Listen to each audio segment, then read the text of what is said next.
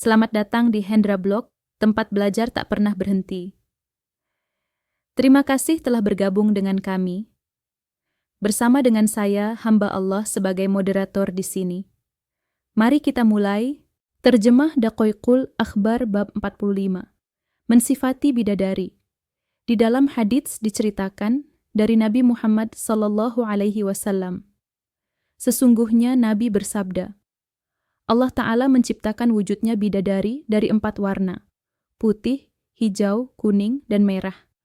Allah menciptakan tubuhnya dari za'faran, misik, anbar, dan kafur.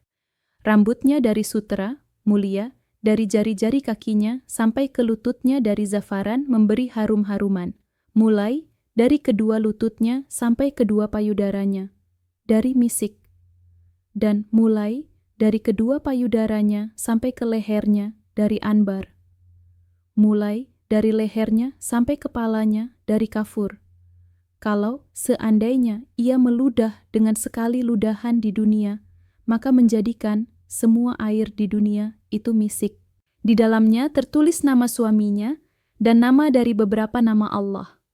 Pada setiap tangan dari kedua tangannya terdapat 10 gelang dari emas, pada jari-jarinya terdapat 10 cincin, dan pada kedua kakinya terdapat 10 binggel, gelang kaki, dari jauhar dan mutiara.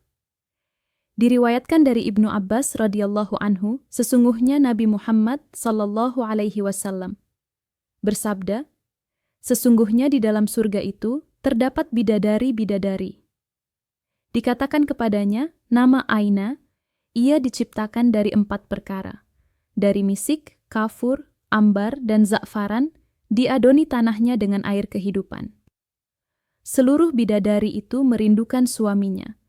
Jikalau ia meludah di laut, dengan sekali ludahan, maka pasti air laut itu akan menjadi tawar, sebab dari air liurnya.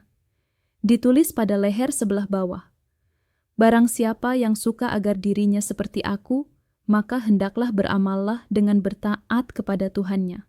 Dan di dalam hadits dari Ibnu Mas'ud radhiyallahu anhu, sesungguhnya ia berkata, Nabi Muhammad sallallahu alaihi wasallam bersabda, Allah Ta'ala tatkala menciptakan surga Aden, Allah memanggil pada Jibril seraya berfirman kepada Jibril, berangkatlah kamu ke surga dan lihatlah apa yang pernah aku ciptakan untuk hambaku dan para kekasihku. Lalu Jibril pergi dan mengelilingi surga itu, maka datanglah seorang jariyah dari bidadari menghampirinya. Ia termasuk dari penghuni istana-istana surga. Bidadari tersebut tersenyum pada Jibril, maka menjadi bercahaya surga Aden, akibat dari sinar giginya. Lalu Jibril bersujud. Ia menyangka sesungguhnya cahaya itu berasal dari nur Tuhan yang mulia. Akhirnya jariyah itu memanggil pada Jibril, Hai orang yang dipercaya Allah, apakah kamu tidak mengerti untuk siapa aku diciptakan? Jibril menjawab, Tidak, aku tidak mengerti. Jariyah itu berkata, Sesungguhnya Allah menciptakan aku buat orang yang memilih ridhanya Allah Ta'ala di atas hawa nafsunya. Dan berdasarkan keterangan ini telah datang di dalam hadits.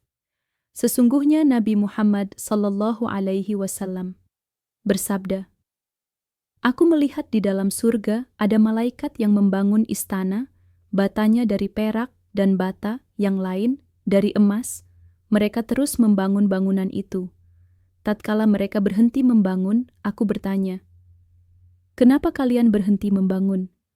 Mereka menjawab, Benar-benar telah habis perbekalan kami. Aku bertanya, Apa perbekalanmu semua?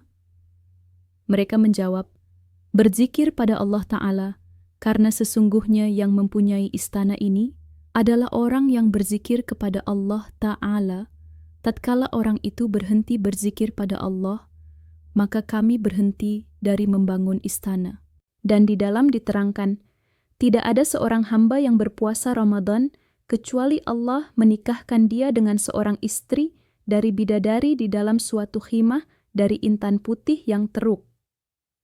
Sebagaimana firman Allah Ta'ala, bidadari-bidadari yang jelita putih bersih dipingit dalam rumah. Al-Quran Ar-Rahman 72. Maksudnya, yang disimpan, yang ditutupi di dalam khimah, dan setiap bidadari-bidadari itu memakai 70 pakaian.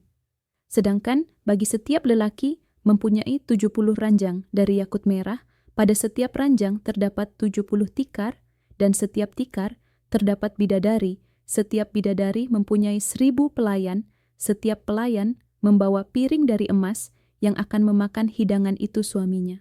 Yang demikian itu, seluruhnya buat orang yang berpuasa di bulan Ramadan, selain amalan yang dilakukan pada bulan Ramadan dari kebaikan.